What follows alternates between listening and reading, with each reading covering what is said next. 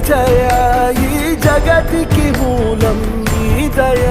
నీ దర్శనముంది వెలిగిన జ్యోతి మనసున చిన్మయ పరమా